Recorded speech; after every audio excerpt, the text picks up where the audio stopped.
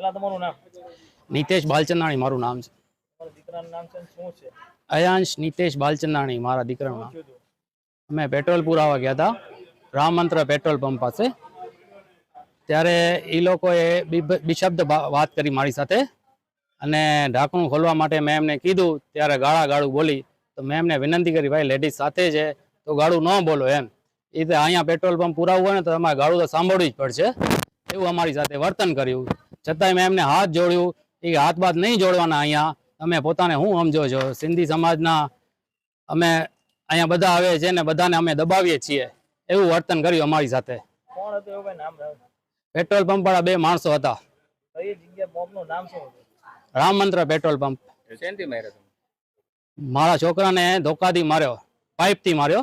કેટલા વર્ષનો છોકરો છે? 6 વર્ષનો છોકરો છે અને જીવલેણ હુમલો કરવાની કોશિશ કરી. જાતિવાદી બોલતા હતા એવું? ના, એવું કાંઈ નહોતી. પછી અમને થોડીક વાર રહીને મેનેજર સાહેબે સમાધાન માટે બોલાવ્યા અને એ ગાળું ગઈને બોલાવી અમને કે અંદર આવો, તમારો વારો પાડીએ એમ. એવું કોણે કીધું તમને? એવા 2 જણા અજાણ્યા શખ્સે અમને કીધું. અત્યારે એટલે પેટ્રોલ પંપના હતા કે બહારની વ્યક્તિ હતી? યુનિફોર્મ નહોતું પહેરેલું, પેટ્રોલ પંપના હતા.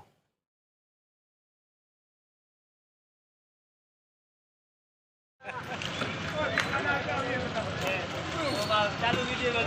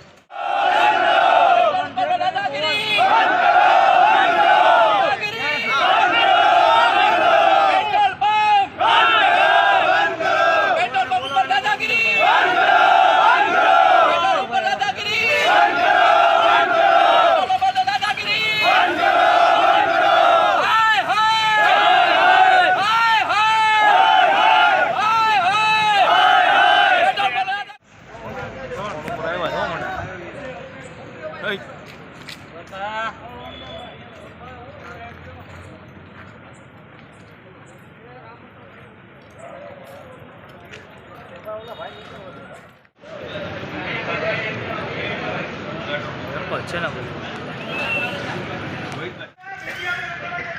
માવા ખાધા બેઠું